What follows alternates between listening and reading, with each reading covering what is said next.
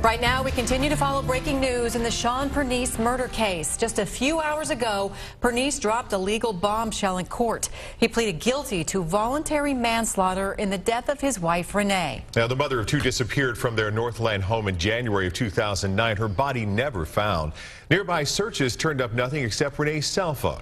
And we have team coverage tonight at the surprise ending to a 3-year-old mystery. Cynthia Newsom is live from the Pernice home, and both Jake Peterson and Sayed Shabir at the Clay County Courthouse where the news broke just a few hours ago. Now, Sayed, we'll start with you. The family has been there in court every time there's been a hearing. How did they react to this today? Well, Mark, the announcement is something that Pernice's family says they've known all along, but they've been left waiting. For 3 years, they've been waiting for Shon Pernice to come forward, and this afternoon he did just that. It's made for a very emotional afternoon for Renee Pernice's family. If you take a look at the video here, this was taken just a couple hours ago. This is of Linda Lockwood, Renee's mother. She embraced family members as she took in the news right in front of the courthouse here. Renee's family says their feelings are mixed. They're relieved that Shon has admitted to the crime, but at the same time, they are grieving the loss of their 35-year-old daughter. The tears come from the sadness that I feel to know that my daughter was murdered, and there's no doubt about it in anyone's mind now, although there never was in ours. Now, Renee's father, Rick Pretz, also said that he was very grateful for the prosecution's team's efforts, especially when they did not have a body to work with. He also was grateful for the law enforcement from Kansas City, Missouri Police Department for their dedicated effort in this 3-year investigation. Now, Jake Peterson was inside the courtroom when this announcement came. I understand the timing of this announcement was a bit of a surprise. Yeah, we were actually all here expecting to hear some motions about some GPS evidence that was being used. The defense wanted that to be suppressed. Then all of a sudden, prosecutors said we've reached an agreement, a plea agreement, and that agreement is as follows.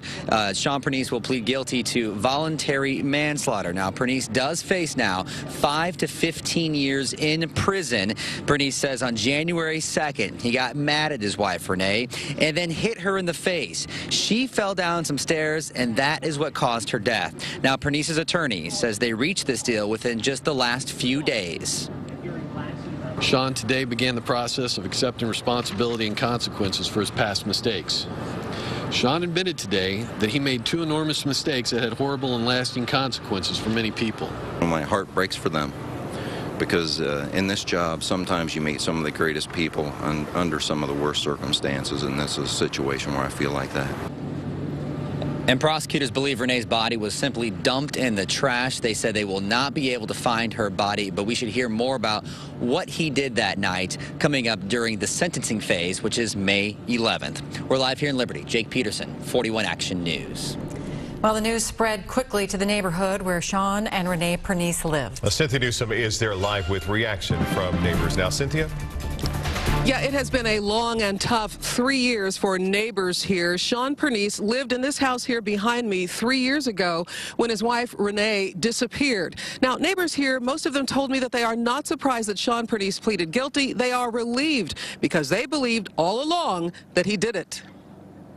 I feel like it's over now. I mean, once he admits it, then everyone can finally be at peace with it. And do you feel like you can be in the neighborhood? And yeah, I feel like we all kind of thought after he went to jail that it was going to lead to either he was going to admit he was guilty or he was going to be convicted if he wasn't. So it's just good that he came clean and just let it out. Now, neighbors here are not pleased, though, that Shon Pernice could only get 10 years for killing his wife. These neighbors believe that 10 years is simply not enough time to serve for taking a life. Reporting live, Cynthia Newsom, 41 Action News. Hey, Cynthia, there's just so much emotion. We saw Dan White, the prosecutor, he looked very emotional himself. And the neighbor you just talked to let out that big sigh. Is that basically what the neighbors are feeling now, is relief? They are very relieved. They're glad this is over. They've endured a lot, and they've been so concerned because they referred to Shon Pernice as a psycho. Some are still concerned and afraid to actually go on television and put their face out there and talk about this case because they called him a psycho.